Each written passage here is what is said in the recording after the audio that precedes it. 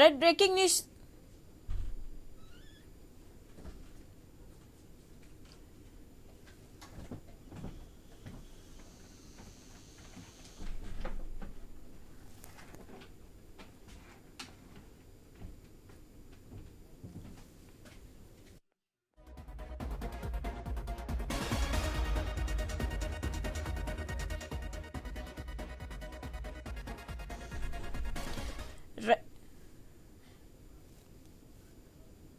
Red Pakistan గడ్డపై రామయ్యన్ నాటకం ప్రదర్శించబడింది. కరాచీలో ఓ నాటక బృందం ఈ భారతీయ ఇతిహాసాన్ని కళ్లకు కట్టింది. ఇందులోని కళాకారులు పాకిస్తానీలే.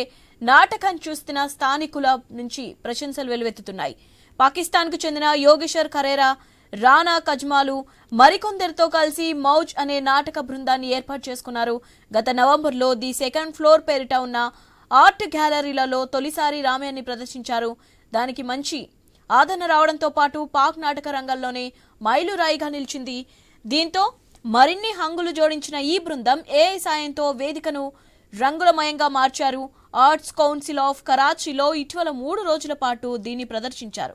రామాయణ నాటకాన్ని ప్రదర్శిస్తే స్థానికంగా బెదిరింపులు ఎదురవుతాయని ఎప్పుడు భావించలేదన్నారు డైరెక్టర్ యోగేశ్వర్ ఖరేరా. రామాయణాన్ని దృశ్య కావ్యంగా మలించామని, స్థానికుల నుంచి మద్దతు లభించడం గొప్ప విజయమని తెలిపారు.